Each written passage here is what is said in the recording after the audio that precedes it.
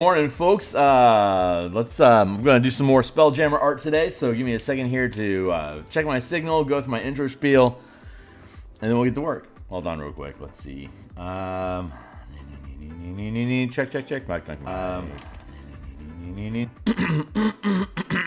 Hagenag is this morning. Let's have a sip of water.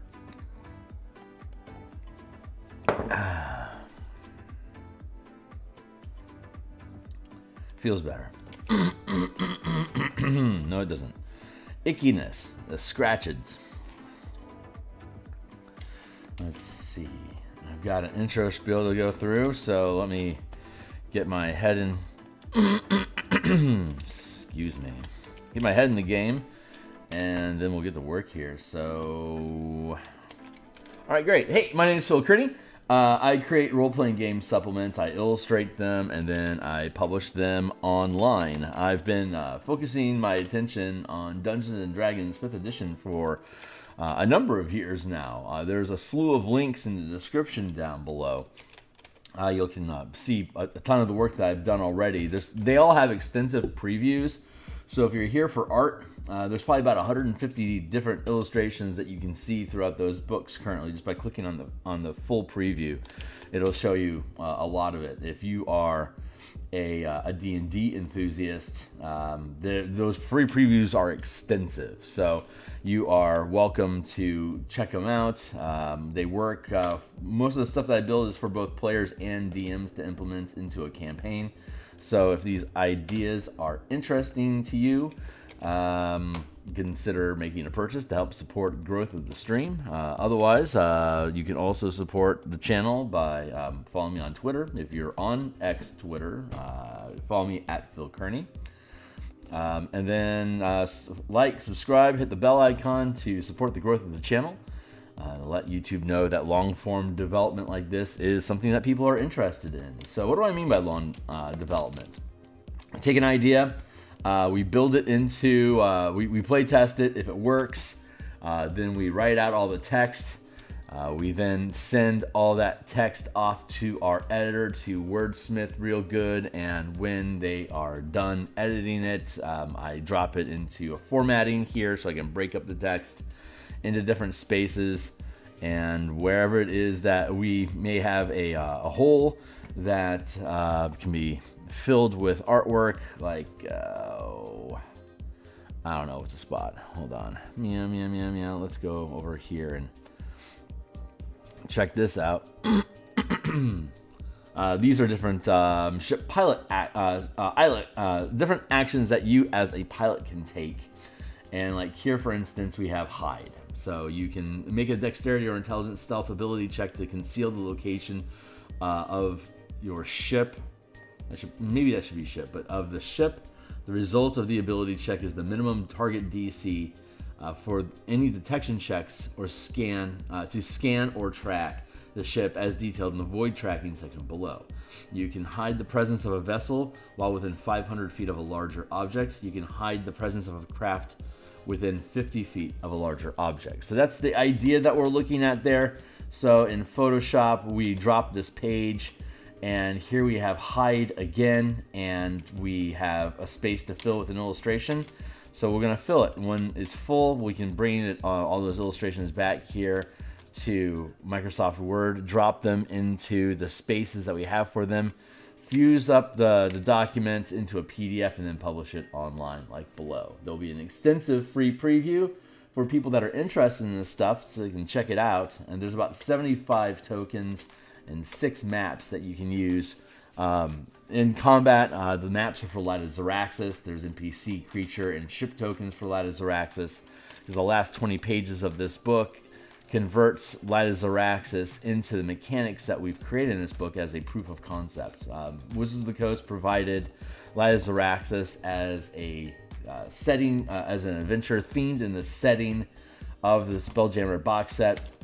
We create a supplement that then uses these alternate mechanics to change how characters engage in combat and explore throughout the adventure Light of Xeraxis. So you can use this to enhance your Spelljammer games in general, and specifically for Light of Zaraxis. If your team falls in love with Light of Zaraxis and using the system, then that opens the doors you as a DM to continue building out more stuff. We have a random system generator here in our first appendix, so that you can create systems on the fly if you want to explore in a hex crawl style.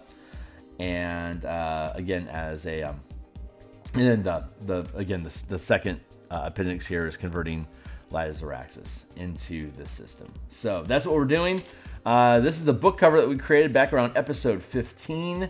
When this is on the DMsGuild down below, it'll be about that size on the ribbon, and probably about like that on the new release ribbon. If you click into it, it'll expand it up so you can see the specific page.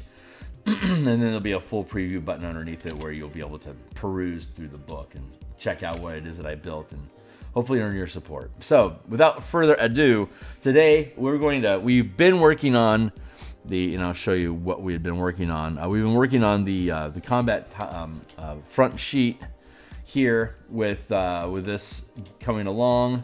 I feel like I want to step away from that. The creative juices are telling me to venture over this way and play in this space today. So that is what we're going to do. We're going to start sketching out this one. Yeah, there's like maybe 5 or 6 illustrations, like actual illustrations in this chapter, and the rest of it is diagrams and like ship movement and maps and stuff to help visualize the different these illustrations are narrative. They help you get the flavor and the feel of what the game is, but technical stuff requires maps so that characters and DM can understand how the tokens move together. And the great thing about the system is once you grok how it works, the system kind of melts away, and it just leaves you with real easy narrative for you to be able to evolve, to allow your game to evolve with your mechanics. So I'm really excited about that, and hopefully it resonates with everyone. So here we have hiding. We have 2 spiderling fighter craft. There. Here and here that are waiting to ambush this here, which is a space galleon. So yet again, picking on the space galleon. Always picking on the space galleon. In the Light of Zaraxis adventure, there's 2 types of ships that your character has command of throughout the course of the adventure. It is a galleon and a living ship. Living ship is basically a Trent that has grown into or has grown itself as a ship. And then a galleon is, something that looks like it belongs on the water, but you strap a helm to it and it can fly. So it's kind of an easy way.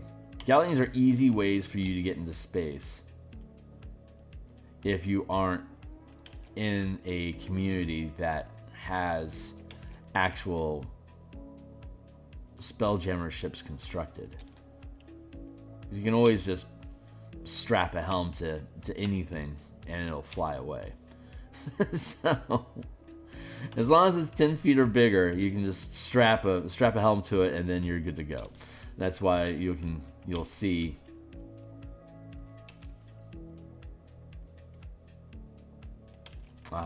humans running around with galleons so much because it's easy for them to get them.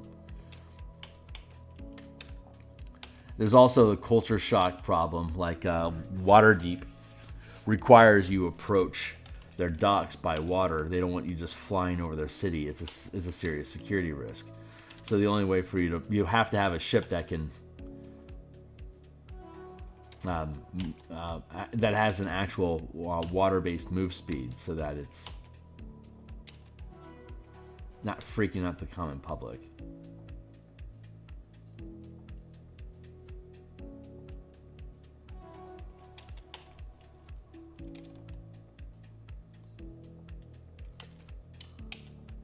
Take all that, drop it down like that. Here.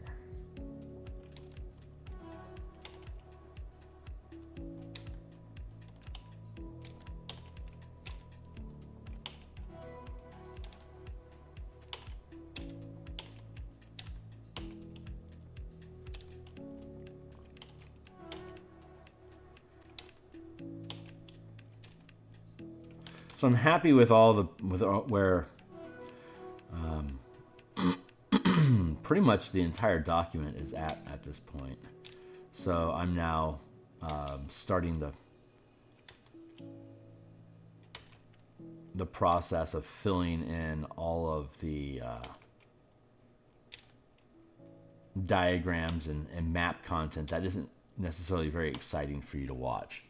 So I'll be doing a lot of that off screen in the evenings when I'm not streaming. But it is an ongoing process, and God's willing, I'll have an opportunity to be expedient with it. It's manufacturing work. It's not artistic. It is the grind and the assembly aspect of the book, which isn't necessarily very exciting. I know there's two things that are successful in this stream. It is pushing pixels on interesting pictures and talking about cool stuff.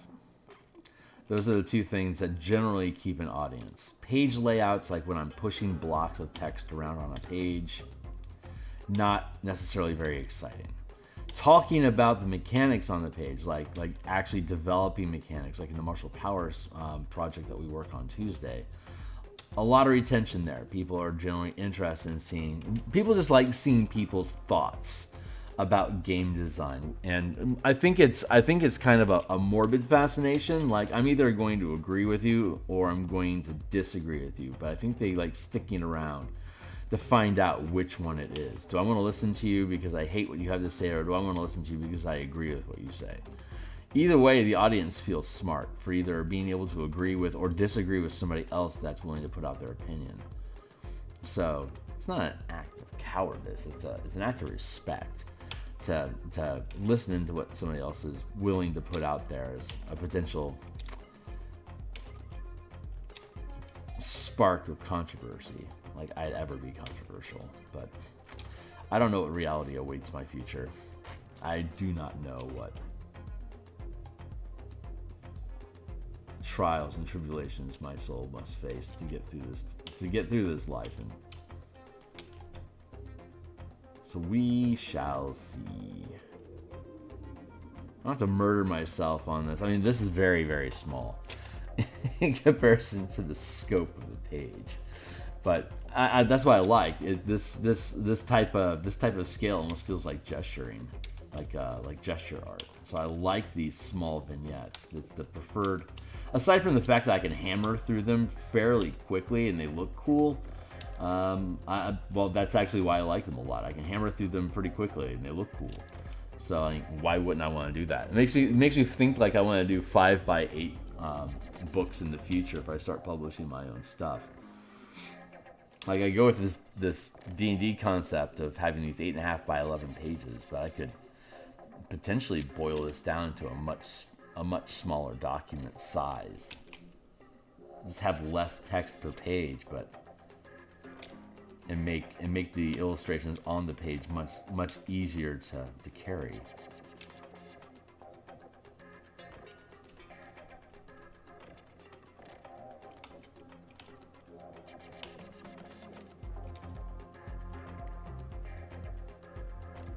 That might make things more palatable for me to. I've been struggling whether like I want to drop into like a black and white format for my work, or do I want to stay full color. If anyone that's been on this stream for a while knows, it takes a crap ton of time to do a bunch of color art with any degree of quality and size. So that is a constant struggle. Pushing pixels out into the space. I'm gonna leave that like that for the moment.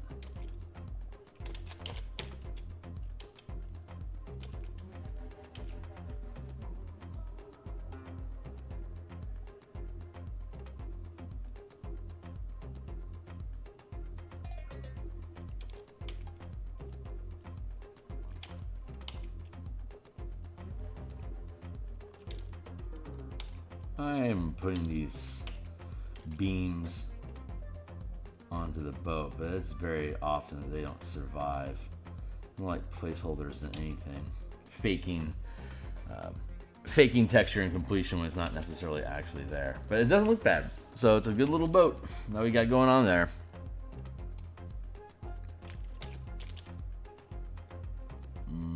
Those are just rocks. Let's see. But the rocks, they got to be respected. So we're going to go with ship. We're going to go with galleon.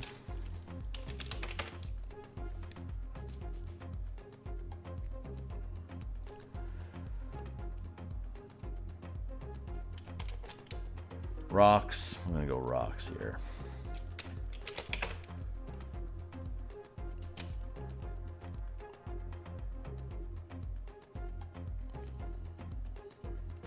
This other illustration is getting to the point where I'm just rendering, where I'm fleshing out the characters, I'm rendering detail. I don't necessarily need to bore you with every step of that process at this point, so it felt more like I can do detail work like this on the side. Like when I get tired of pushing maps around, I can drop into this and work on details here.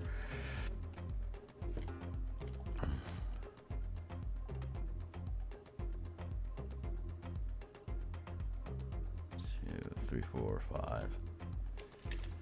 5. Rocks. That's right, we're making rocks over here. We're making rocks over here, people.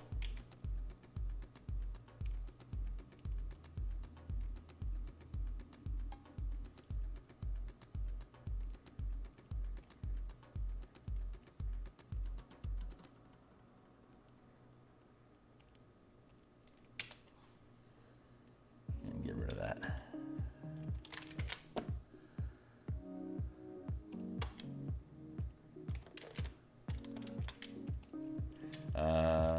Spiders.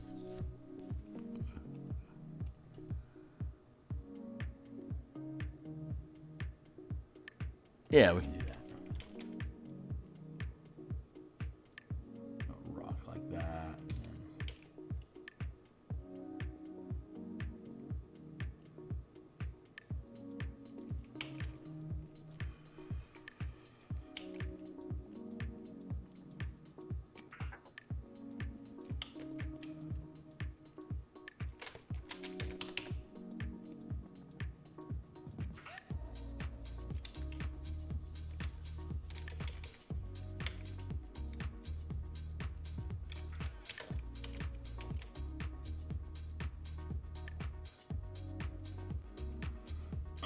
Sort of my mouth gaping open like, Durr.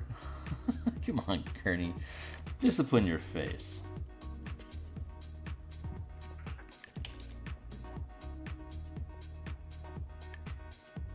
There you go, buddy.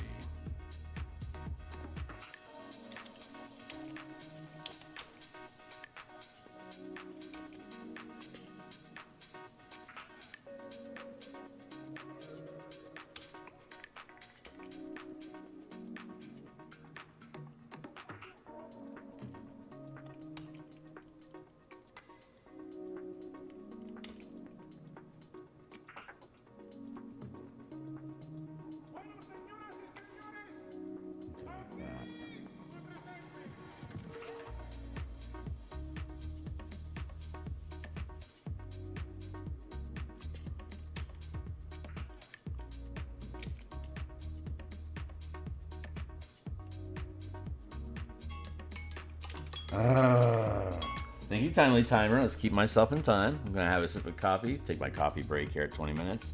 They say every 20 minutes you should look someplace far away for like 20 seconds. So I'm just going to drift off into the sunset here with you guys for a bit. Look into my eye. Off stage a bit here. Off frame. Yeah, it still feels right. That is some bitter coffee, my dude. You're supposed to, every 20 minutes, you should take 20 seconds to focus on something 20 feet or more away. 20, 20, 20. That helps keep your eye relaxed. And where my camera is positioned here, right above my camera, is a empty field of space that lets me look like I'm looking at the camera, but I'm actually just staring off an empty space 20 feet away. Hey Hornetico, how you doing, man? So I can fake user engagement by looking in the general direction of the camera, but actually be focusing my eye far away. So I'm actually relaxing my eye while I look to engage the camera. So this is actually an improvement in the quality of my life, while potentially improving the quality of the stream at the same time. So how you doing, Hornetico, man? What you got going on?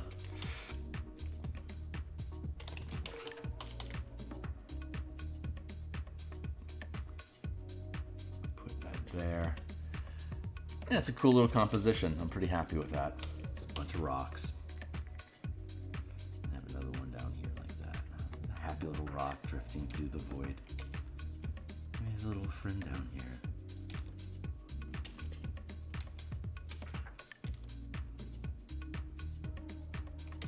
It's amazing the things you can discover while you drift endlessly through an eternal void. Everything in God's creation is out there in the multiverse. All you have to do is survive long enough to see it all. There's a happy little slot that wants to infect you with a poisonous bug. When it grows, it'll tear out your stomach and turn you into a frog person too. He just wants a friend. Let's give him one. It was your mother.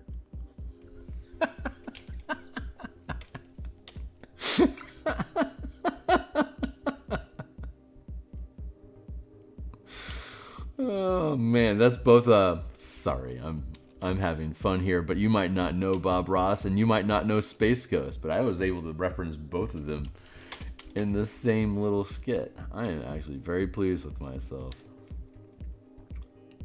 Yeah, I don't want to cluster stuff up too much, but these little yes.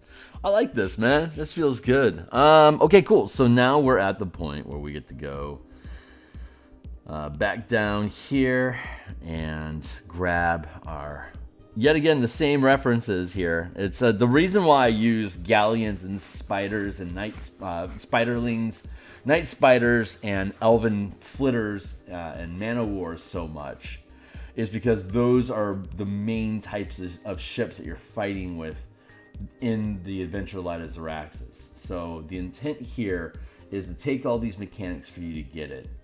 Look at Light of Xeraxis at the very end of the book, the 20-page conversion block.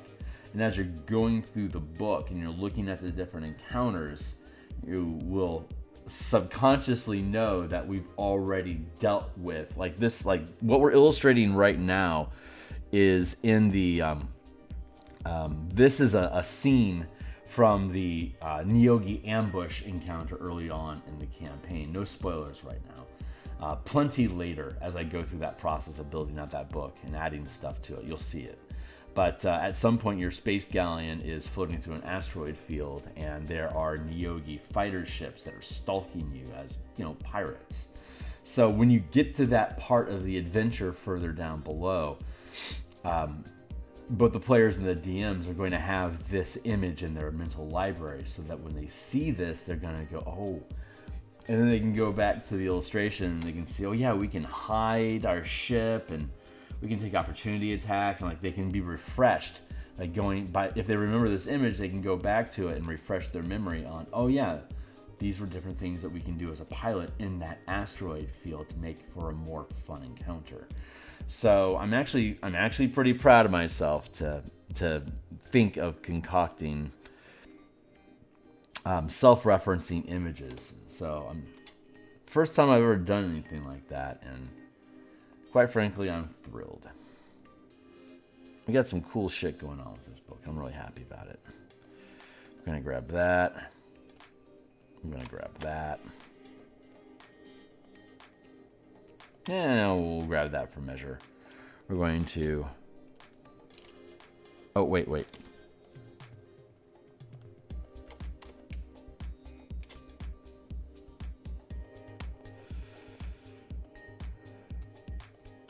And that. So we can duplicate those layers.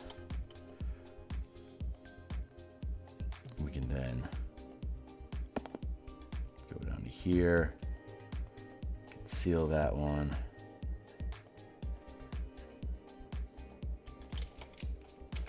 Ref.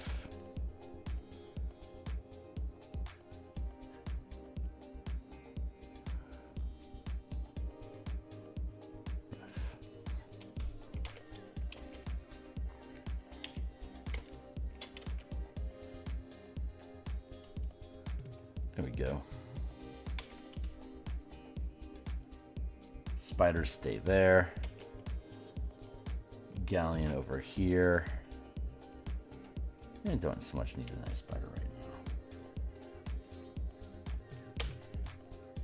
now. Asteroids. Well, for the unindoctrinated, I'll again zoom in here and take a sip of coffee and let you guys absorb the hide information again. I mentioned it earlier on the stream, so if you didn't hear me talking about it, you can. But in D&D combat, like at the 5-foot scale, you have to have an object, unless conditions otherwise allow. You have to have some sort of object that you can use to hide. So when we're looking at the scale of ships, you also have to have something that's large enough to hide behind. So a 50-foot, a craft doesn't get larger than 50 feet in size.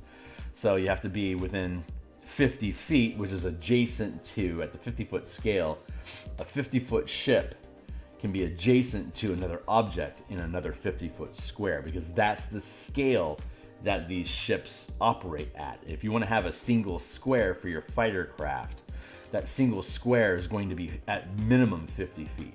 Same thing with vessels. A vessel at its minimum squares is going to be 500 feet or more. Excuse me. So if this galleon wants to hide, it has to be next to an asteroid that's at the scale of 500 feet for it to be able to completely conceal itself using the hide action. Same as a 5-foot character has to use a 5-foot or larger space to be able to hide behind as well, unless circumstances allow invisibility, crap like that. But under ideal, under basic mundane circumstances, you're going to have an object of the same size. So that's what we get to. That's what we get to illustrate here, is these spiders crawling around. But we also have movement, where as an object interaction, like steering, you can move your ship 5 squares, and those squares can be literally any size, from 5 feet to 10,000 miles, depending on how much your ship can move. But again, anything that's larger than a 500-foot square moves you immediately out of range of combat. So combat stays inside the 550 and 500-foot scale, simply because of the size of weapons you're using and the amount of time it takes to get from one target to the next by throwing rocks through a void. If/when I convert this system independently in a Kickstarter campaign, and like we use laser or like phase weaponry, emit energy weapons, they don't have that physical space that it takes to travel from one target to the next. So in future iterations of this, outside of Spelljammer, we would be able to have like missiles and torpedoes and stuff can travel at much faster speeds and be targeted, so we can have scales of combat at a much larger scale than just 500-foot squares, even if the ships themselves, are like a TIE fighter, is only like 35 feet across. So that would still fit inside a 50-foot square, even though a TIE fighter can effectively attack at the 100-mile range because of the speed of the weapon, the plasma that is firing, or whatever it is that those things shoot. And missiles move really fucking fast, so you can set the pace of how far away you can attack something by how quickly the munition can get from the origin to the target. So again, Spelljammer, with its rudimentary base inside of siege combat using siege machines, has artificially limited the size of scale to 500 feet or less, which is a fun little quirk. This is a really great project for me to cut my teeth on these larger scale mechanics, because once we finish all the DMsGuild work that we're doing and evolve into other projects, we'll be able to carry a lot of this technical framing into like Lancer, Starfinder 1 and 2. Any system that Starfinder, Cipher, any system that I can think of that has larger scale mecha style combat or fighter ship like Star Wars fighter ship combat, I can extract this stuff and actually use that in any other system. It's just the first place that inspired me to do this was Spelljammer. So, as I like to say, I give unto Caesar what is Caesar's. Since Spelljammer was the inspiration to create these mechanics in the first place, I feel it is my responsibility to stay in this space and finish this book. But then it becomes a sample, like, hey, this is what I'm looking to do. In future Kickstarter projects, like, these are the mechanics that I have. You can check them out. My plan, if you want to back my project, is to extract these and put them into whatever.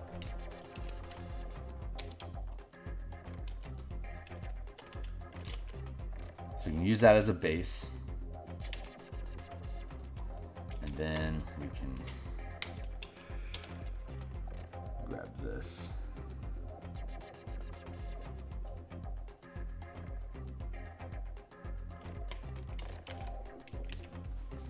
But I don't have to worry about that for a while. We're gonna be playing inside of the. We're gonna be playing inside the DMsGuild for another year or so. I really do. I want to update my Color Mana books to the 6th edition, whatever. And I have the Eberron adventure to do after this one, and the Martial Powers book to finish. So that's going to take me well into probably the end of 2024. We'll be doing stuff, and then I'll be free and clear to do whatever it is that I want to do. So I'm really actually pretty excited about that. Here, and then free transform. Flip horizontal.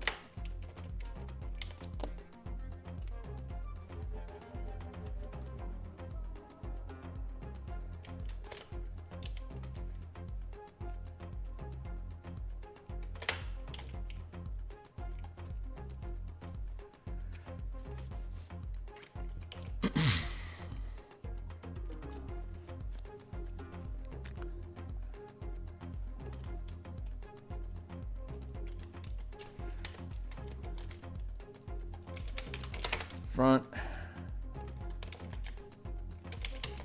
back. I'm half convinced myself to release all the in command stuff as a Kickstarter project, like the guilds, the kingdoms, the mass combat, and the general fight, vehicle rules. Very, very, very close to making that like community, like generic 5e community content stuff. Thinking that's where I might end up going.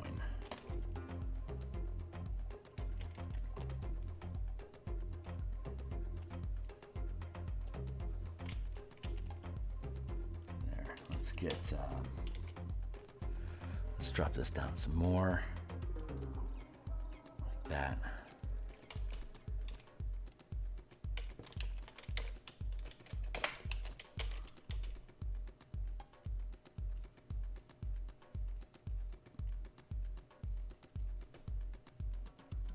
We'll see. That's where I feel the energy is going. But you know, I move like molasses. So I'm seeing a lot of scaled up stuff, like the Kaiju book just rolled over a million. God. Well done, Will. Congratulations, my guy. That is massive. And then there's the mech finder. For when you don't have enough identity, call it Finder something Finder. No hate, I'm just giving you guys ribs. But Mecha Combat, they're looking at the 50-foot scale. The Wild Jammer system and Dark Matter, it operates at the 500-foot scale. Again, I've yet to see a system that elegantly moves from 5 to 50 to 500 to a mile, etc. You can see other designers and other projects are sniffing around the idea, but haven't figured it out yet. but they're getting paid substantially more than I'm going to get paid for this project, regardless of the amount of effort that I'm dumping into it, because I'm not kickstarting, and I'm not good at marketing kickstarting. So that has to be something that I learn how to do in the following year, so that I can evolve out of the DMsGuild and start producing something I can start maybe feeding other people.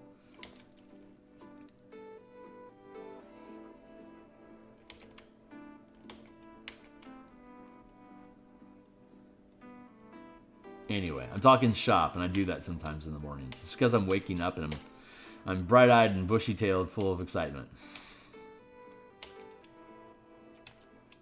I don't get all philosophical until the evening.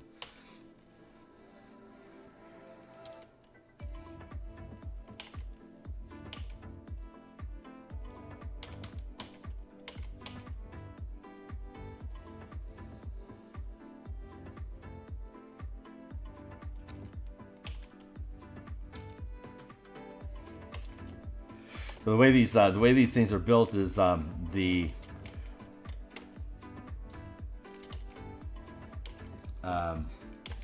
that's right. It doesn't go like that. It goes like.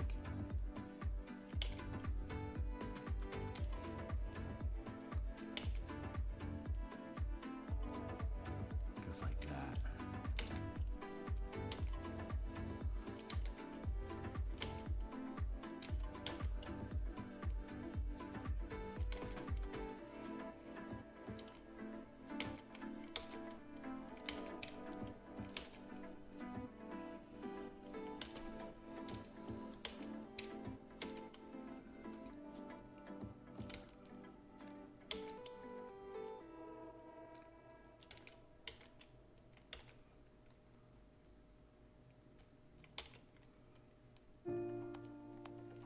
So the butt opens up like let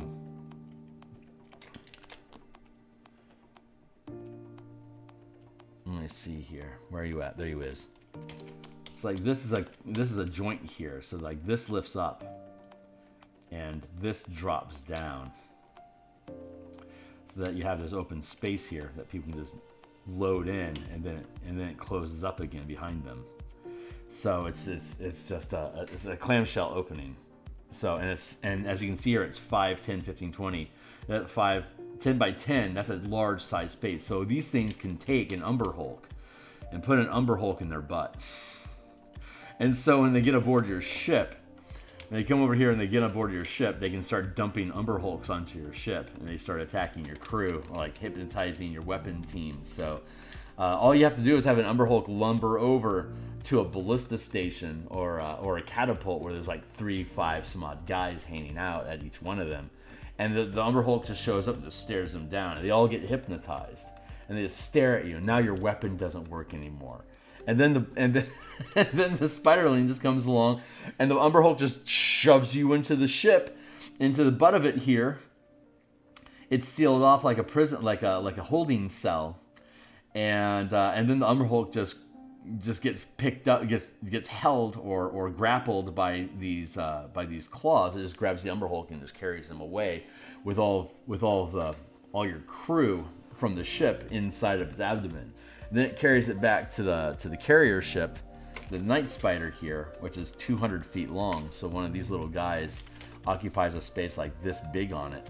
So it dumps all the crew into its abdomen where it holds everything, and now you've lost your fucking crew.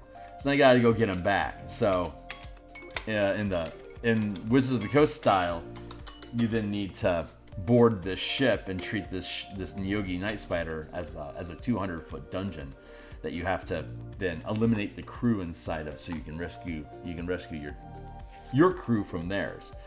And if they have any hostages or slaves that they're using, then you can rescue them as well and potentially create new plot hooks or new paths of reward for your characters.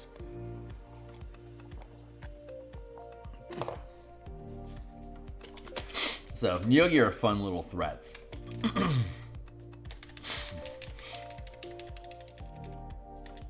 rid of all that stuff. But sharing is caring.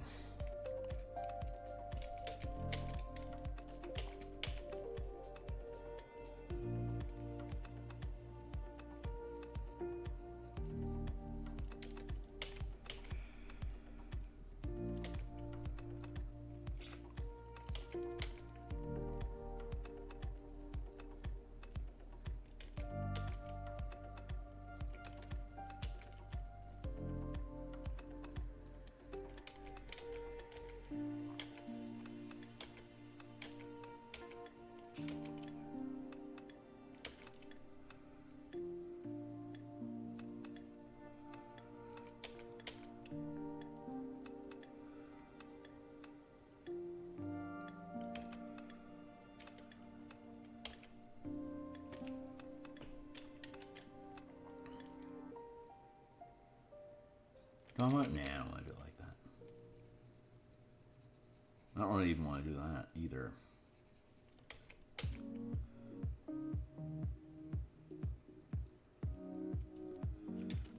Nah, I'm just going to leave this. I think I just want to leave this like that.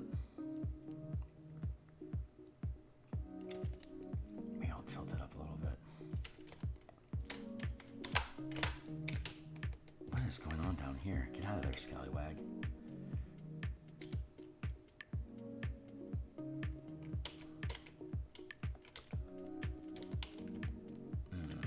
Drop that down like that.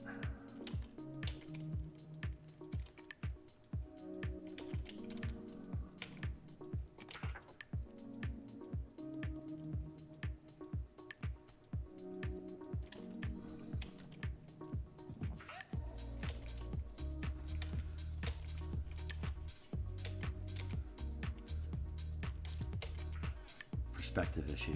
Just picked up on a perspective issue. I gotta fix it. There we go.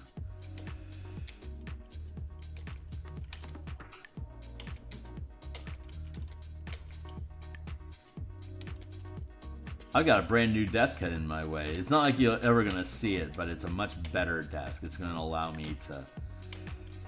I've got a very outdated desk that's built like with blocks like this. The new one I have is very thin top, so I can actually like clip things to it, and has things like cup holders. So my beverage isn't at the same elevation as my tabletop. So if I ever spill my beverage, it just falls to the floor instead of onto my desk and potentially into my keyboard or whatever. So serious upgrade heading my way. I'm really looking forward to that. I think I'm going to have that installed this weekend.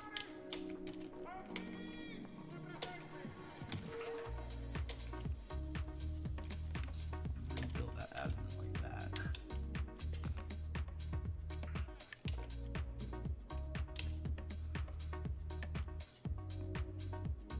Pull that in a touch. So. Doing all right? Still practicing animation? Of course you're practicing animation. It's going to take you a lifetime. Always starting to consider perhaps starting streaming my various projects in progress. Go for it, man.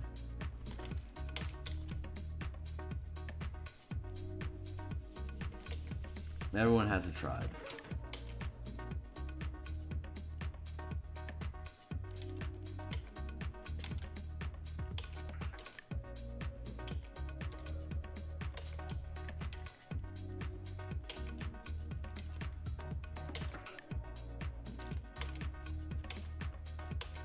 And the whole reason I started streaming is because these projects that I work on are so long-winded that if I don't keep showing up, like this is my daily accountability of stuff that I'm getting done. Like proof positive that the project continues to move forward, which is good discipline for if I actually do get into Kickstarters. To be able to have daily updates like this on whatever it is that somebody would be backing. You know, I was listening to, I actually listened to DMsGuild commentary about the video game industry, and I like his Let's Plays occasionally. But I was watching one of his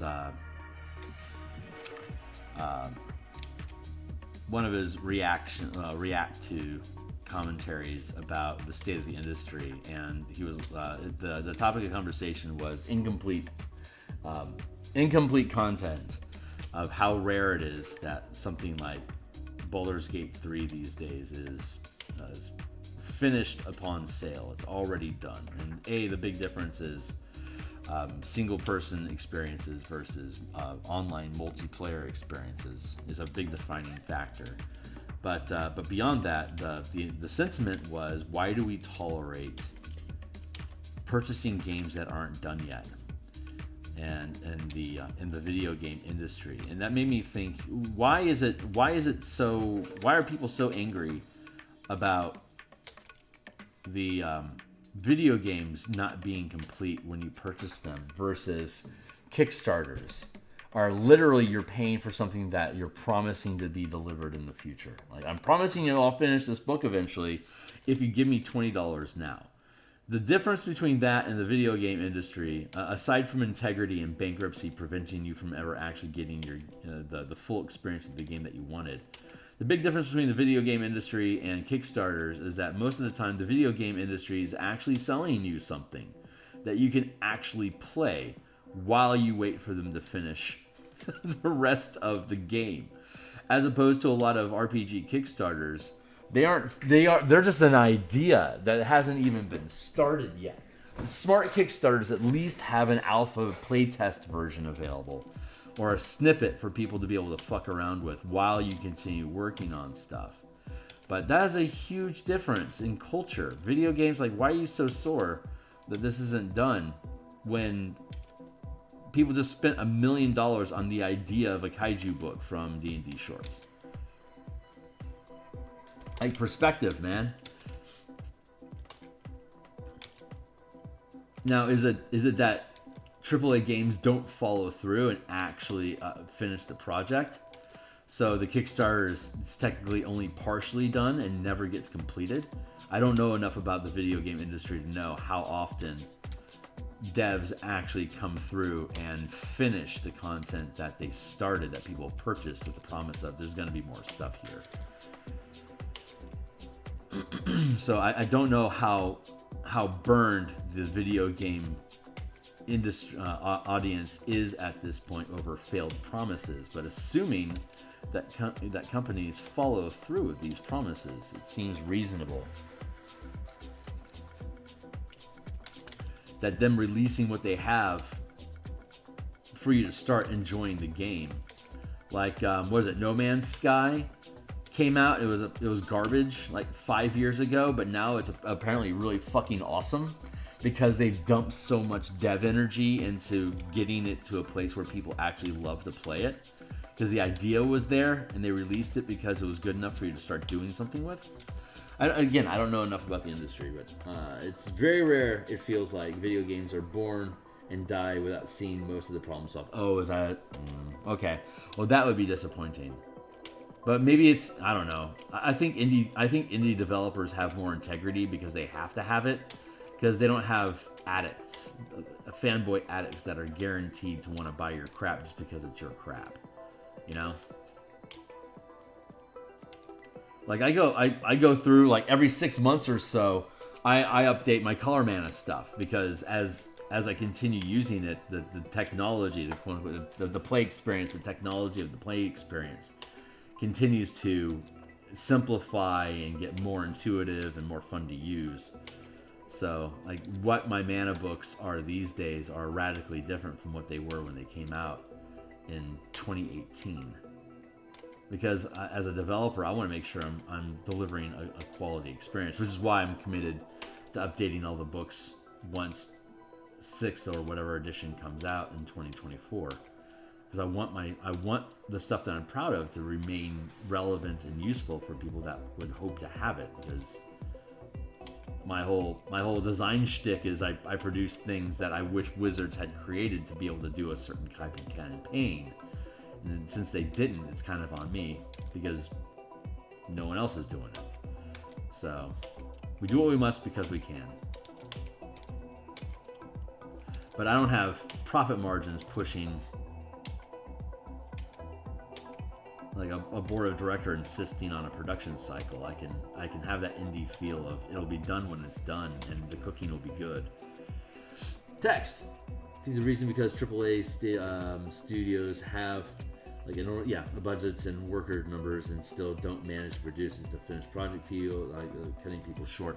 It's most of the time it's because if it's a publicly traded company, they have profit lines, they have profit goals to keep the CEOs in place. Like, if they can't hit the numbers that they promise, if they consistently fall short of what they promise, it means that they're not good at forecasting. So the stock market can't feel the company is a reliable investment. So they lose stock value, which pisses off the stockholders, who are the actual employers of the CEOs. So the CEOs are trying to find a way for them to maximize their salary by creating more profit to warrant them getting a raise, which often comes at the expense of manipulating the loyalty of the fan base that the games are being created for. So it's an abusive relationship, which isn't an original thought. This is me parroting off of the stuff that I saw Asmongold looking at. I just happen to think it makes sense, so I parrot that idea.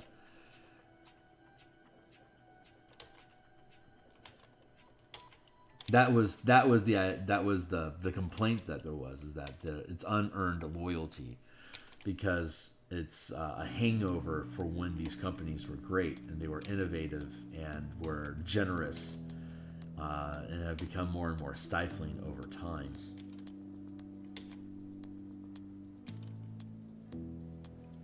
Recycling content, recycling modes of play, not being innovative, not creating a specific experience unique to the narrative of the game that was being developed. These are the complaints that make sense to me. But if these companies don't follow through on improving the experience to a point of completion, even though when they release it they get millions of dollars from folks that are hoping that they do, then yeah, they're burning their relationship, and it's not going to end well for them. But that's how capitalism works. You have a bunch of soldiers that are willing to innovate and create new ideas.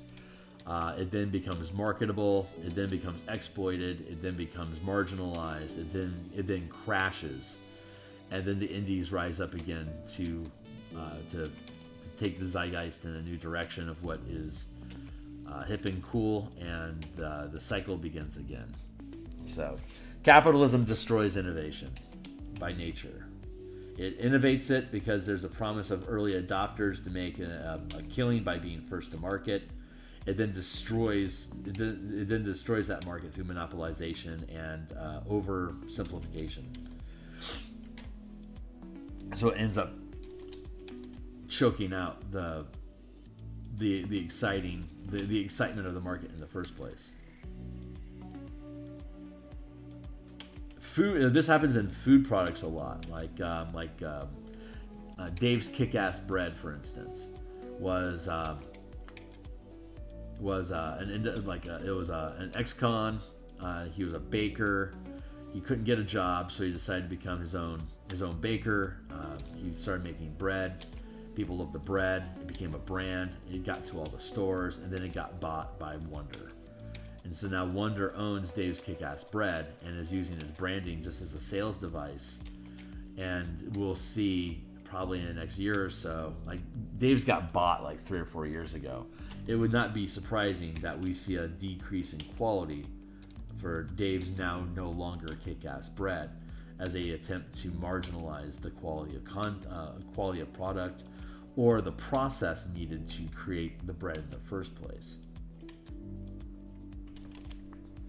Because it's easier to cheapen the product with substandard materials to reduce the overhead, so that you're not actually earning more profit, you're just reducing the amount of cost to get that profit. And in the end, it's all the same, because your minus sign is less than your add sign. That's fake, that's simulated profits. But that comes at the cost of eroding the quality of the product, and at some point, the market rebels against that. Capitalism knows this, so they're gambling, stock market, they're gambling that they're going to be able to extract more value and profit from the fan base before they wake up, get pissed off, and stop buying that brand. By that point, they're developing something new for you to get excited over something else. So I shouldn't be surprised that companies don't fulfill on their promises and instead just forget and move on to something else.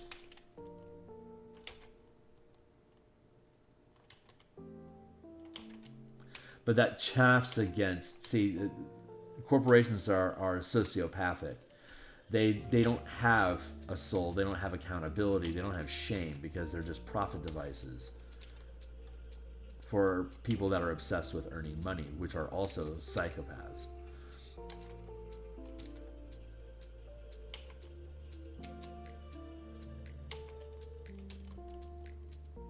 The capitalism system relies on honesty, but the corporations that win prey upon that assumed honesty.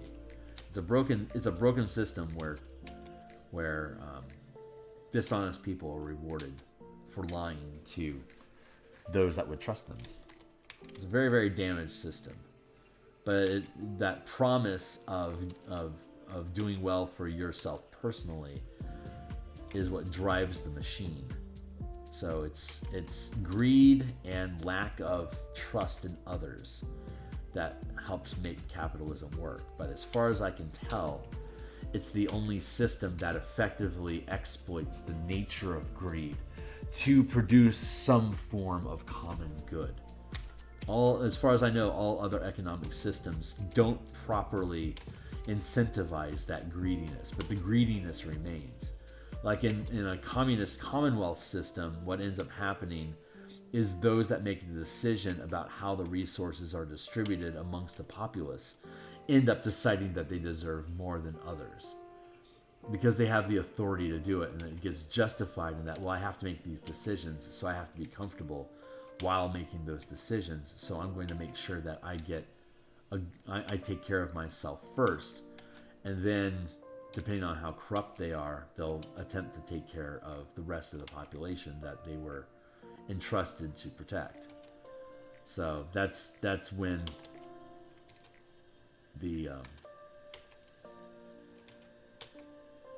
that's when authoritarian starts to take in to help protect the manipulation that they have. So they stay in power by allocating resources to protect themselves and to galvanize their position against insurrection.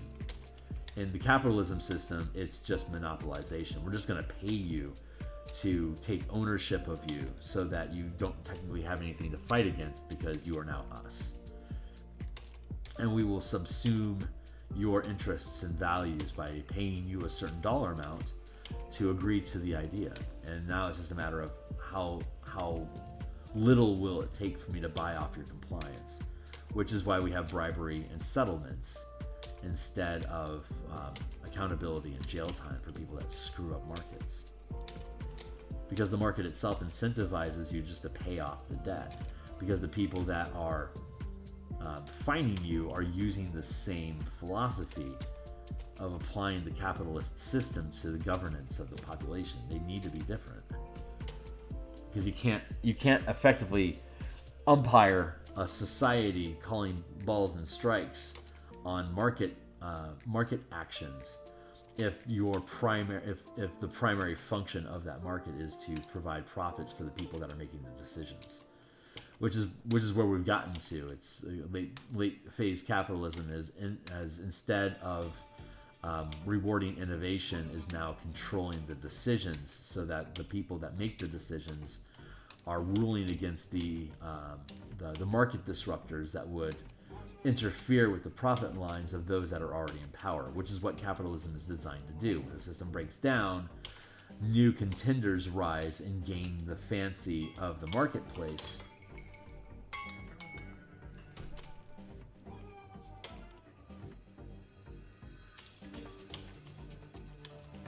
But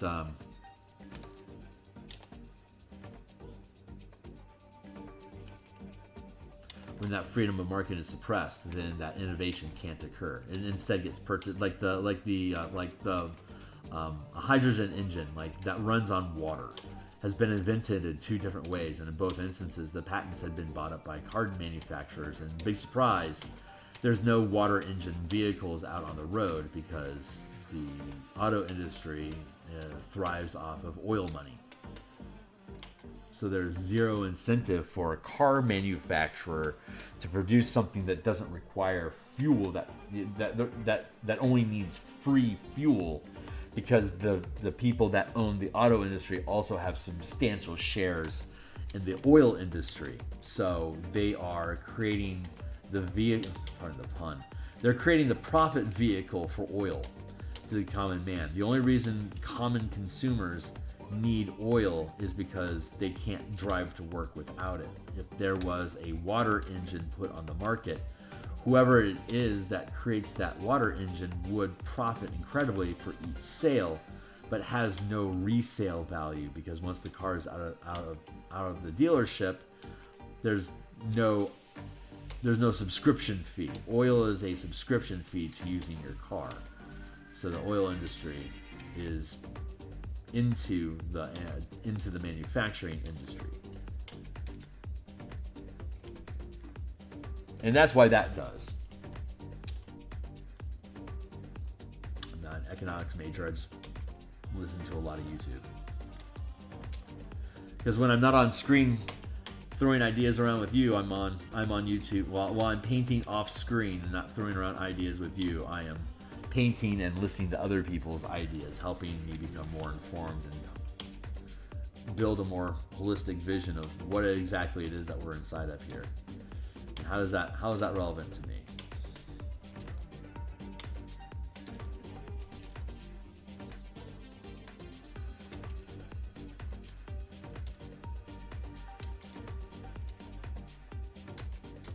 So while I don't like capitalism as a system because we're in late stage capitalism where it's all corrupt, it is still the best it's the best at exploiting the nature of greed to help the most good. If we weren't in late stage capitalism, if we were in a mature capitalism like in the 40s and 50s United States economy, then it's boom, because we have a lot of innovation happening, people that are rushing to larger new markets in Europe and Asia.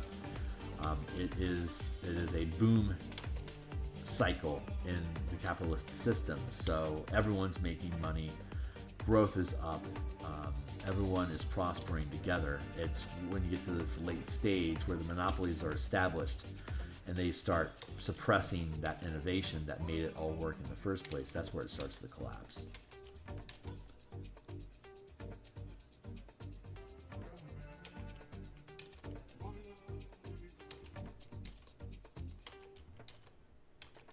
We've seen collapses in society before, like Rome and Ottoman Empire and blah, blah, blah.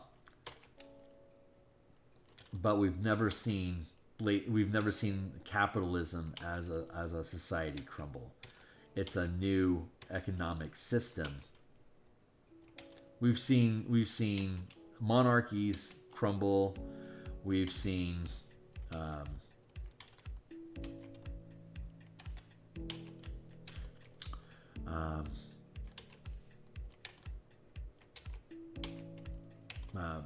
the feudalism system. Like there was conscription through the Greeks and Romans, Ottomans, and then there was the fief system in Europe and Japan during the medieval ages. That also crumbled.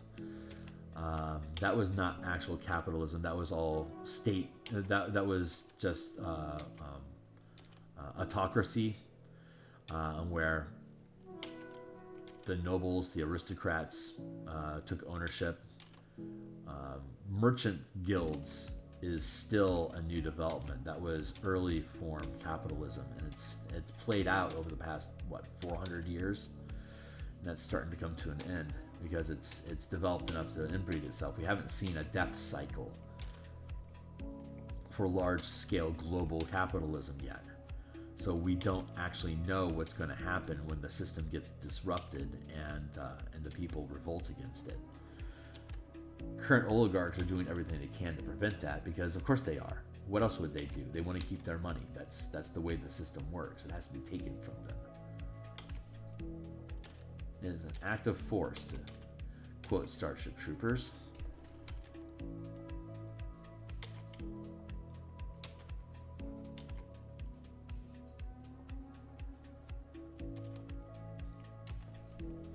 Yeah, I like that. I think that sits pretty nicely.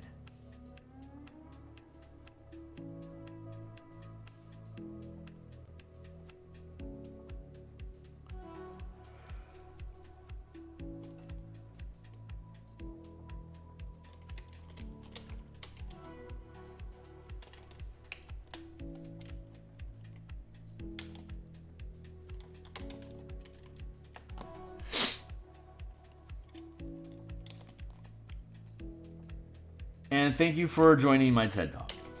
I'll shut up now.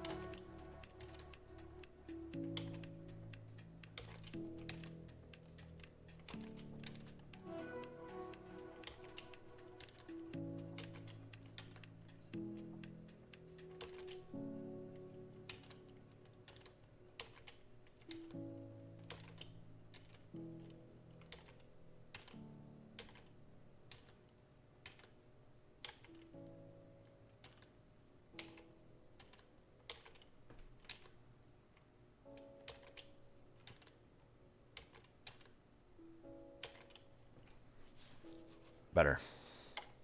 Better. Where are we at? 7:30? No, we're doing great.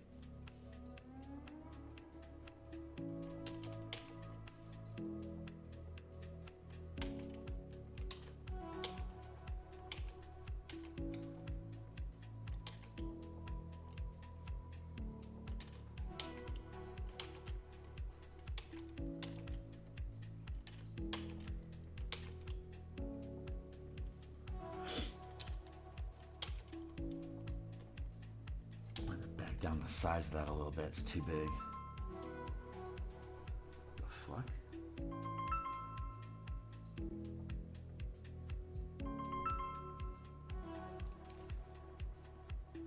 Yeah. I don't know why I'm getting a call from California at fucking 7:30 in the morning.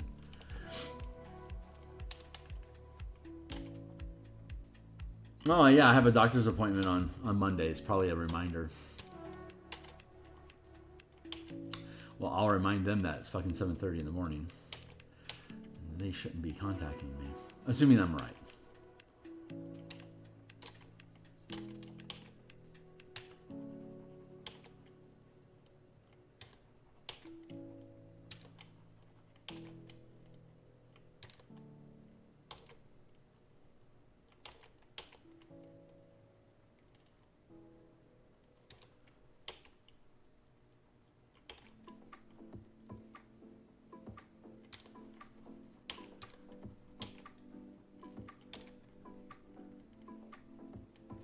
I used to be intimidated by 8 legs.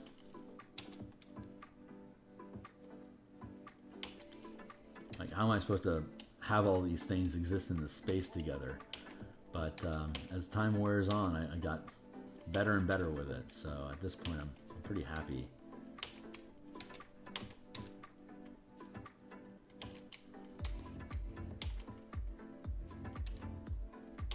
With my ability to render these sort of things. That's going to be important when I start getting into mecha combat. Actually got a voicemail? Well, I'm going to listen to this. Now I'm fascinated.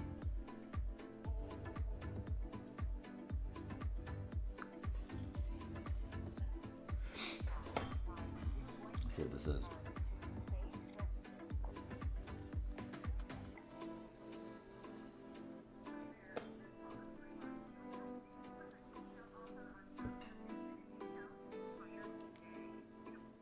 Here's an Xfinity commercial. Of course it is. Why bother worrying about what time it is in the day? Whatever. Am I surprised? Not in the least bit.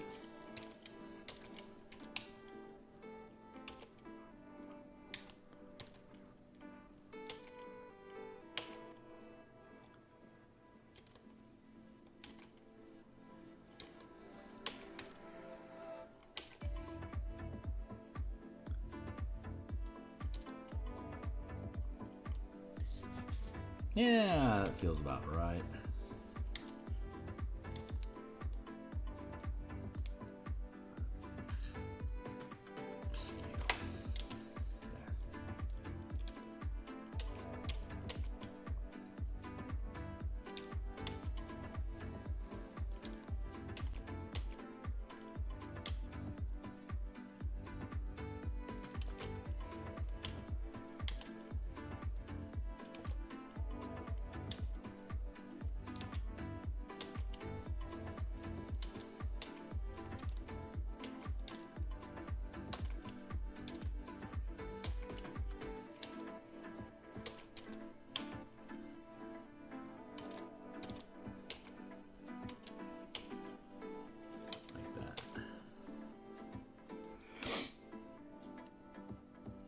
Yeah, I'm pretty happy with that.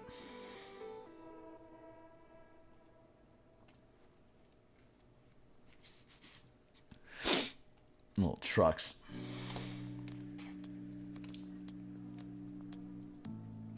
So that's our composition. So from here, we can start filling in color. So that's what we're gonna do. We have 20 minutes left in our session. I'm gonna actually update my phone since I got off course and that.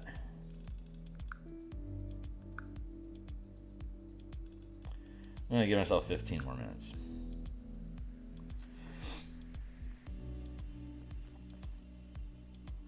Yeah.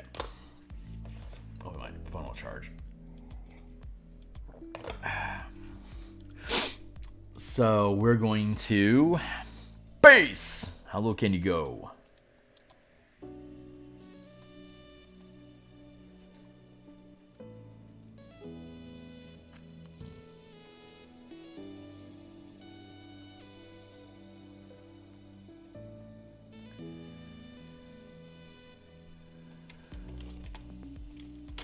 Trash.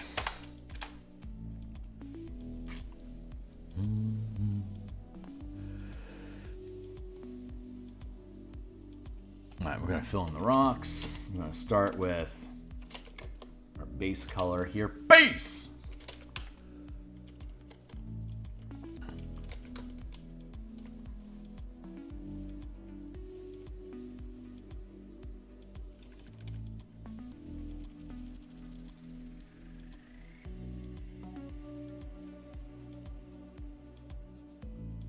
Just going to block this all in for now.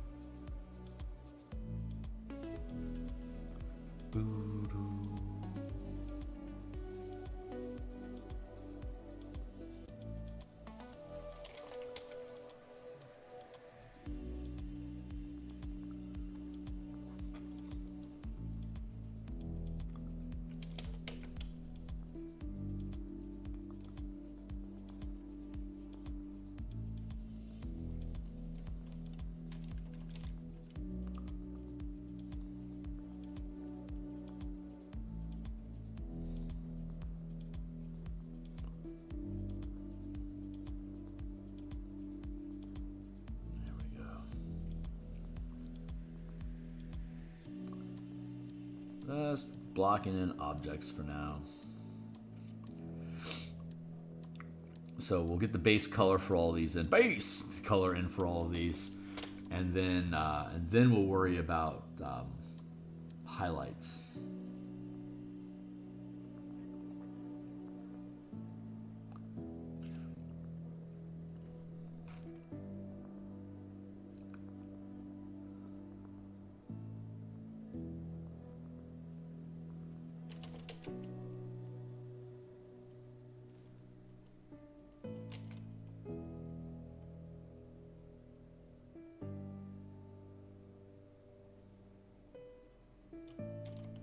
This song sounds like it's ripped off Dead Mouse and Cascade.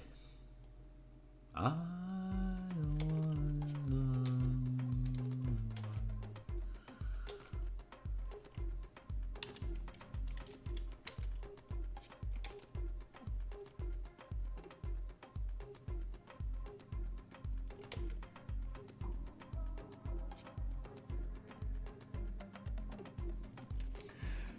Asteroids floating around. That's fun. Rocks.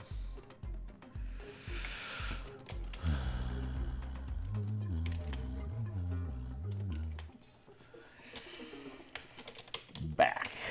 We'll get to back. Right now we're working on the galleon.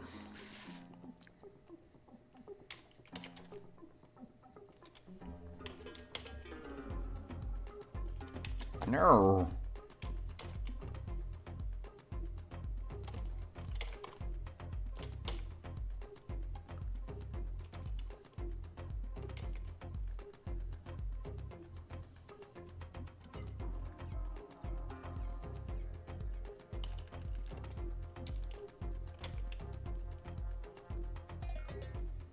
Actually, you know what? That darker color is actually the correct color. There. That'll help make sure that we have the space, the star field correct in the background.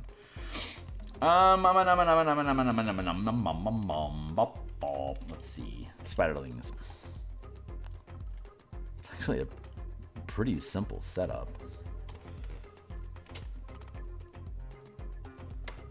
Front.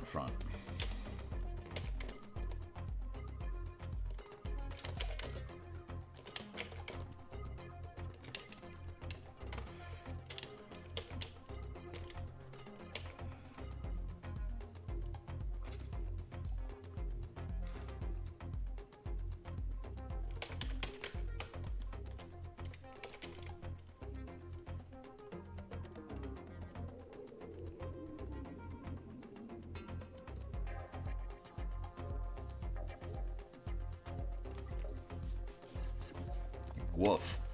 Maybe I want to have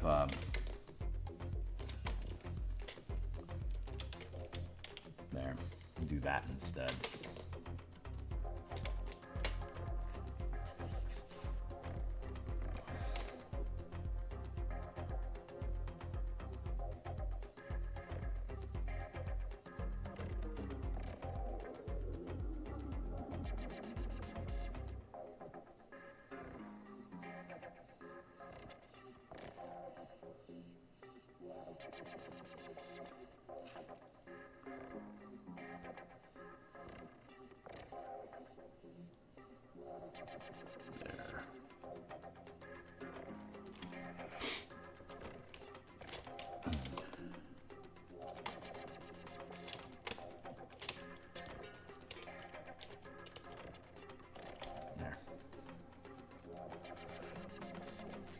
Front, back.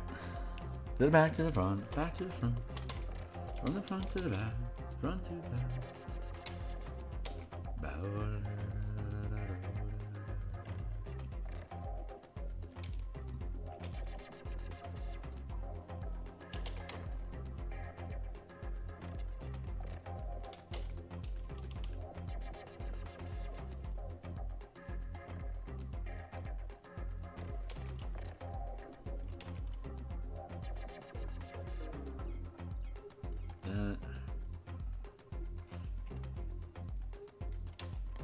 I don't have to kill myself on detail, considering the scope, the size of the piece. I just need to make sure that the architecture is good. So I mean, currently it's still a sloppy sketch pile, but that's okay. We're laying in the color here for the groundwork to make sure that we know how the thing is supposed to sit overall, and we'll be able to do cleanup on it after the fact. But right now we just need to make sure we have everything blocked in properly so we can hit our lighting correctly. So far we're looking pretty good. This is a pretty easy composition to put out. I'm really happy about that. Let's go back down to, let's conceal all this for a moment. Let's go back down to, we already have our space backdrop here, which means we have a space backdrop. You know what? I'm not going to do that. I'm going to go back. We go back to here. Get into our references. I don't need a reference so much as I just need a backdrop. So we're going to go to here. That's the back. Spider. True back. So let's go to our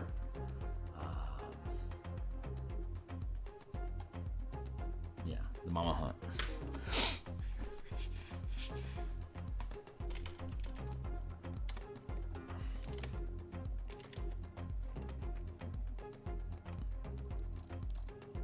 This is the map we made for Lyzaraxis for the Oh Mama Scaver Hunt. Space background.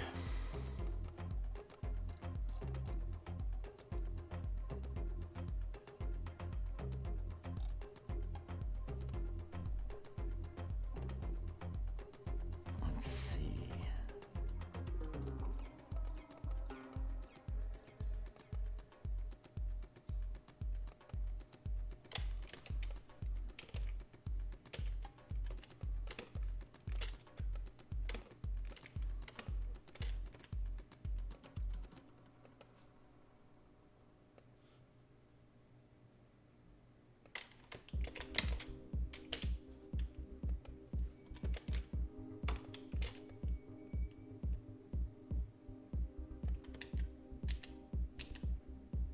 Not like this. Let's go back into here.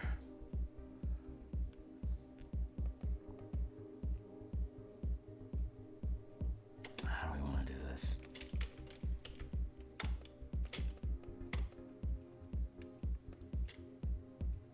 Maybe we do want to do it that way. Okay, we'll go back. Get back, little red eye. Yeah, we'll see if we can make that stick.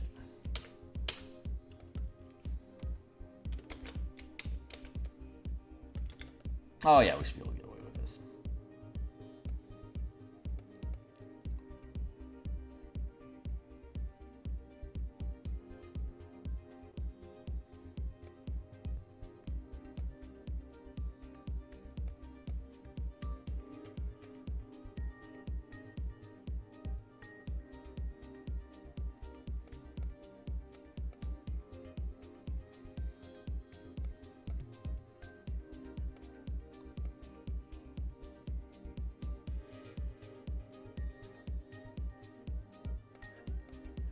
Just looking for the right spin on it.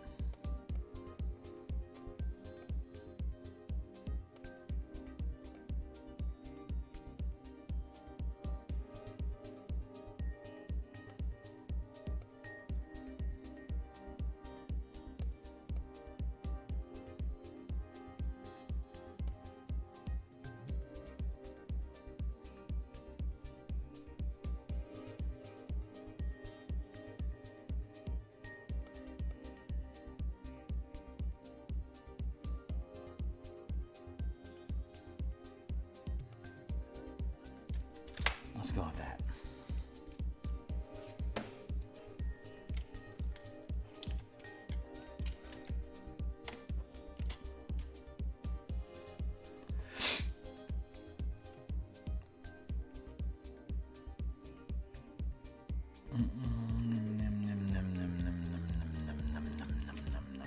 Yeah, we should be okay here. Let's block this in.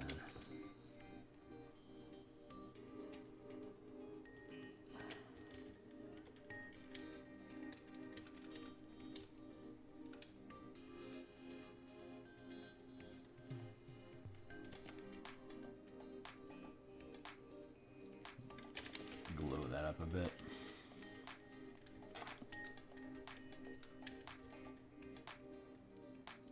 Like that. That should be fine.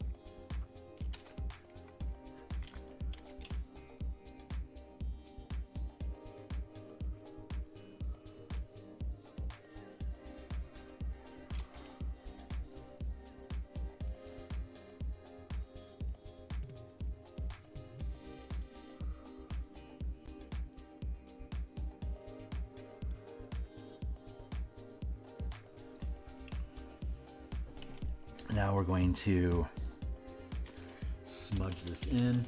We're just about done for the day. We're out of time. So like I said, I'm here 6 days a week, Monday through Friday, like this. I'm creating Spelljammer art, literally like this. Monday and Thursday nights, like last night, I worked on Eberron adventure, cartography, and creature tokens. On Tuesday at lunch, I worked on new like text, like mechanics, like actual mechanics for the martial power system, which is a magic system for martial characters to have options and variety of action decisions like spellcasters get, but with a martial bend to it. And then on Saturdays, tomorrow, I work on personal projects and commissions, and I'm currently commissioned to create a book cover. So we'll be working on that. So that's our timer. I've got just a few moments left. Just gonna kind of mess around with the background a little bit here.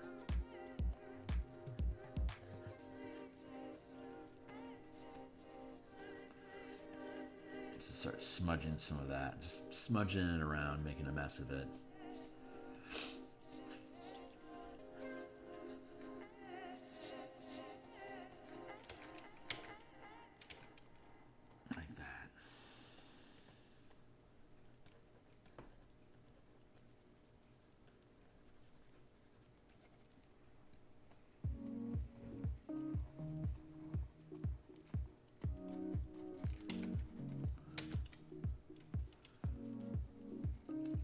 All right, so when we come back, so that's it for this week on Eberron stuff. We'll Spelljammer. We'll continue with more Spelljammer stuff on Monday. So I'm going to be taking some time tonight and on Saturday during my off-screen production time to start building out different map piece assets for the different pages on here that only need diagrams and ship movements information as opposed to like actual raw illustrations like this. So when we come back on Monday, we should have some more progress on other pieces of laying in grids. And we'll be able to continue illustrations like this. Honestly, I think when we come back next week, we're going to build the trim. We're going to actually get the framing on the trim done so we can get rid of this gray box and we can instead replace it with the actual trim illustrations that we can then have.